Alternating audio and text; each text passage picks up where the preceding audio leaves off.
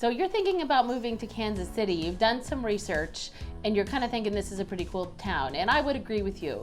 But today I have 8 reasons why you might not like it. Let's see what they are. So as you know, I have grown up in Kansas City on the Kansas side. I went to college at K-State and got my master's at KU, and I haven't strayed far. It is a fantastic town. Obviously, I'm still here, but there are some things that are not fantastic, and I'm gonna kind of go over some of those. I started with 5, but once I got going, I thought of 8, and I could probably keep going, but we're just gonna keep it at 8 today. The first one I am just now recovering from. At the time of this video, we have started fall. It is so hot here in the summer. Our weather is very exciting, so we'll just say that. It's hotter than gross in the summer for about 2 months of the year in July and August and a little bit into September. And then in the winter, it is extremely cold and very uncomfortable. And we get ice and snow, a little bit of snow, but not enough snow to be fun. We don't have fun snow. We have kind of gross snow. Maybe the first day is fun and then you're just like, okay, that's the snow. But so we don't really get out in the snow because it's not good snow. Ice storms are terrible. Hail is no fun. We have all of those things. We have humidity in the summer, and I think that's part of why the winters, the cold is so uncomfortable, is because of the humidity as well in the winter. But our fall and our spring are gorgeous, and we are just now getting into our fall season at recording at September, middle to end of September, and it's beautiful. So these are the months, the fall and the spring. I'm like, okay, you can stay here. It's all good. Kansas City's great, but I'll tell you what, our summers are sticky and miserable, and winters are cold and sometimes icy and uncomfortable. But if you can live through those things, they're okay. Tornadoes are a thing because we are in the city. They typically don't hit us in the city. They do hit the outskirts, and there's something about the way that the topography of the land and the buildings kind of make the tornadoes move around. But we have had several in the last couple of years hit some areas of Kansas City. We do get straight line winds that are very damaging, and if you end up moving into a neighborhood that has above ground power lines or 80 to 100-year-old trees, which we have here,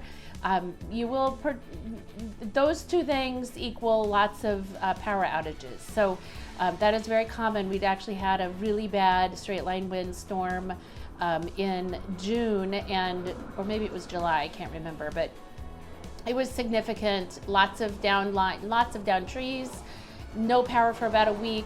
You may want to think about investing in a generator. They have some that go on the outside of your house that is a whole house generator, and those are pretty spectacular, or just at least a small portable one that you can store in your basement or garage and then bring out when you lose power. Again, if you have underground lines, you're probably fine, but if you live in an older neighborhood, and there's lots of older neighborhoods around here, you would want to think about a generator. It's not going to run your air conditioner or your heater.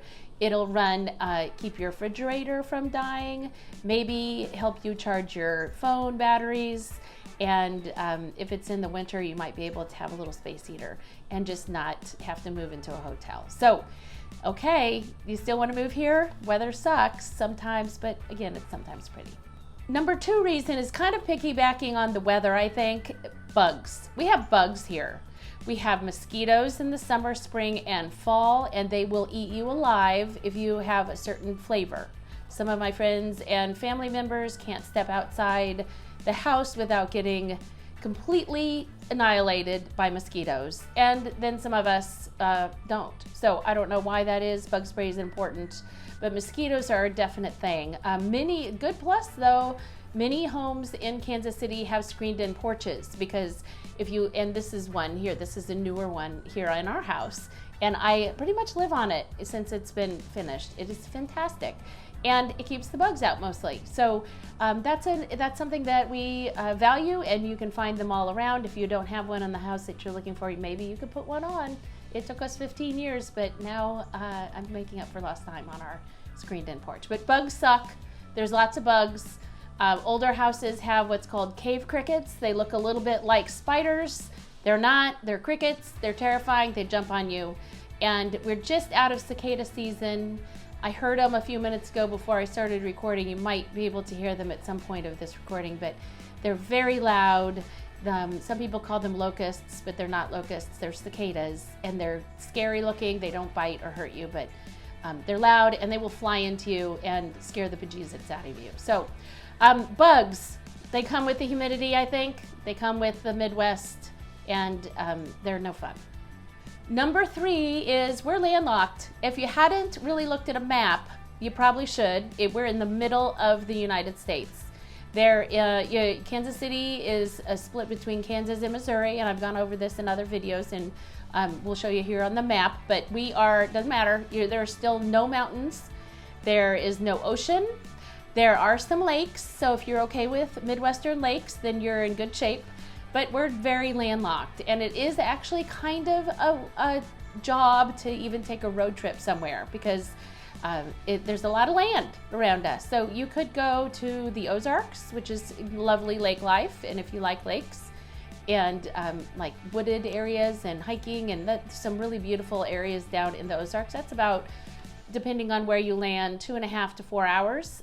Arkansas is beautiful. My husband goes and mountain bikes there a lot with his friends, and it is lovely as well. There are some lakes, but lots of good mountain biking in Arkansas, hiking, and it's lovely forested area. That's probably 3 to 4 to 5 hours. If you want to go to Colorado and see the mountains, or ski or hike or mountain climb, that's gonna be 10 to 12 hours.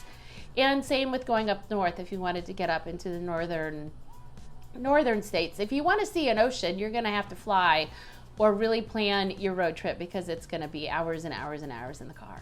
Now, the good news for Kansas City is we have just finished our new airport, and it's an international airport.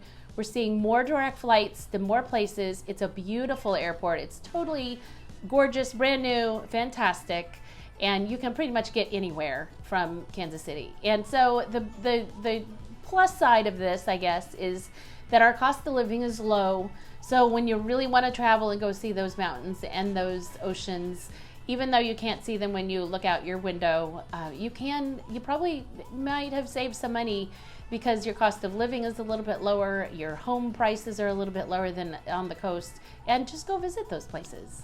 It's a pretty good deal. Now, if you've done any of your research about Kansas City, it will eventually pop up. We are not great on crime. There's a lot of crime in Kansas City, and I'm not going to go over the statistics. You can Google those and find out those for yourself. I can't really talk about neighborhoods to stay away from. I can tell you that most of the crime and the gun violence and the violence is in the Kansas City metro area. I can also tell you, though, that for someone who's grown up here, again, I did grow up in the suburbs. I live closer to the city now. I spend a lot more time downtown Kansas City and in the urban part of Kansas City than I ever have before, and I feel safe. I ride my bike, urban bike riding, all the time, at least twice a week, in the Kansas City streets, and I honestly prefer the Kansas City downtown streets because, well, there's lots of really great bike lanes that helps me feel safe and wonderful, but I kind of like it, and I don't feel uncomfortable. I think a lot of the keys there are being well aware of your surroundings, picking your neighborhood. If I have told many of my clients to take a walk. It doesn't matter what neighborhood you're in. If you are thinking about buying a house and you've looked at it once or twice and you're really considering that neighborhood, drive through the neighborhood early in the morning and late at night, and take a walk. If you have a dog, walk your dog through the neighborhood. Find the parks that are nearby, kind of get an idea of the community. And that will help you with any house that you are purchasing at any city, whether it's Kansas City or not, and also help you kind of familiarize yourself with those crime things. There are some online resources that you can look things up and look at those crime rates. One of them is called neighborhoodscout.com, and you can check out each neighborhood. You can also check out prices of neighborhoods there as well, and it's a good thing to familiarize yourself with. But yes, our crime is kind of scary in Kansas City, but you just need to think about where you want to be and how you want to carry yourself. Just be smart about it. Okay, I think I'm on number 5. I'm not going to win any friends with this one, so I apologize to start. I could give a shit about sports. I just don't care. Kansas City's a hard town to live in if you don't care about sports. Right now, you're supposed to care about football. And I do have a Chiefs shirt, and I will cheer for them. I will turn the games on occasionally, and I did watch the last 5 minutes of last week's game, and we did win. And I think it was because I watched the last 5 minutes and not the whole game, so you're welcome. But Kansas Cityans love their sports. I don't know if this is because we are in the middle of nowhere, and I won't say it, that's not fair. We are landlocked, and there's not a whole bunch of other things maybe going on, but Kansas Cityans love football, they love NFL. We are hoping that the Royals get better. We're talking about some really exciting things with a new stadium, with the Royal Stadium going in either downtown Kansas City or in North Kansas City. I'm kind of betting it'll be downtown. Nobody knows yet, but that's exciting. We have the soccer, lots of soccer, and we have the World Cup coming in 2026, which I actually think is super exciting because it's bringing some really great things to Kansas City and lots of people here, and we're really working hard on making our city ready for that.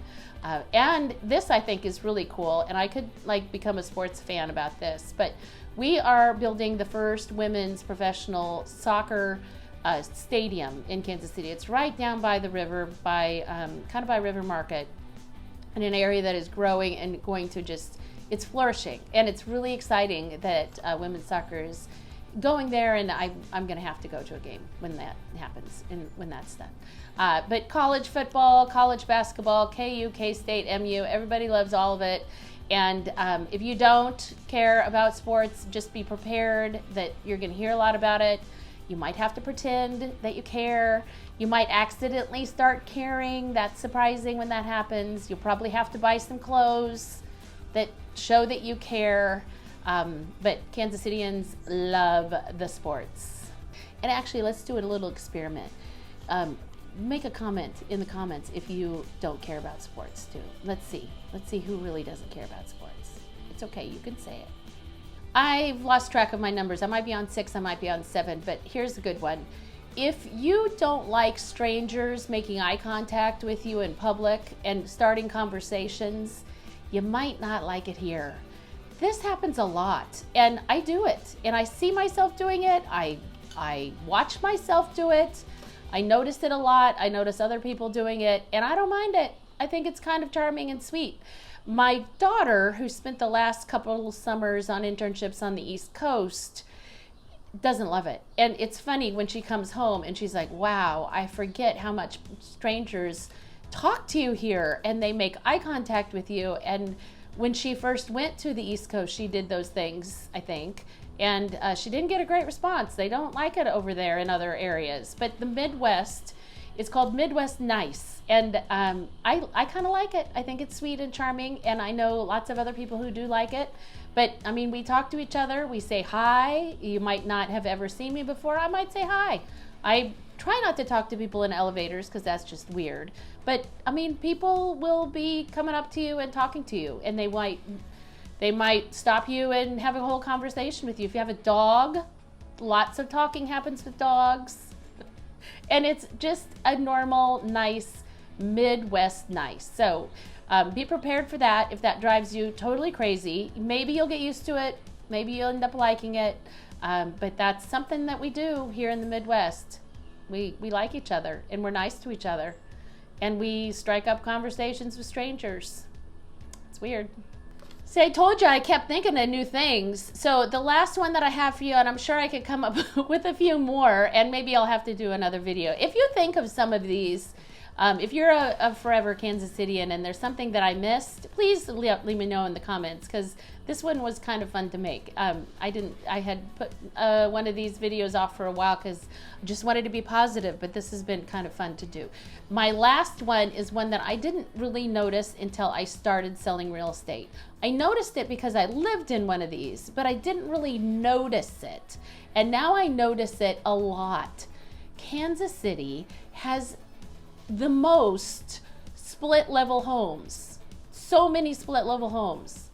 The split level home has little short steps. Usually you walk into the main level and you go down or you go up. And wait, you go down and then you go up. It's both. And then usually there is a basement because tornadoes, Midwest, that's what we do. But they're everywhere. They're in the suburbs of Kansas. They're in the suburbs of Missouri. They're not so much in downtown as much, and they're not in the really old neighborhoods. I did some research, and it looks like they were easily built and popular in the 60s and 70s. And so those neighborhoods, Overland Park, Shawnee on the Kansas side, some in Lee's Summit, some in like all over in Missouri, Northland, lots of split levels. They're just everywhere. And I don't know if this is a Midwestern thing or not. Probably, I think. Again, leave me some info in the comments. I'd love to get some like non-scientific data about split level homes. And I'll tell you, I grew up in a split level home and I didn't mind it as a kid. They're not my favorite. I think that some of them are very dated because, well, they're maybe have a one or two owners and people have lived in them for a really long time. And some people are trying to get out of them because they're in an older age bracket and they might need a apartment or a ranch with less steps because those steps are a bugger. So they might not be updated as much or they also have kind of an odd flow. So, you know, again, some people absolutely love them. They're everywhere. And I have had a few people who don't love them and will eliminate them from the search. And it really cuts down on what their options are because there are so many split level homes. So if you're watching this from another town or city, I'd love to know, do you guys have split level homes? Is it as common as in your neck of the woods? I don't know, but they're everywhere. All right, well, if I haven't given you PTSD about a buggy summer in Kansas City or wherever you are living or are from, and you're still maybe even thinking about moving to Kansas City, oh look, there's a dog. I'd love to help you with your search and I'd love to hear in your comments. Anything, give me something.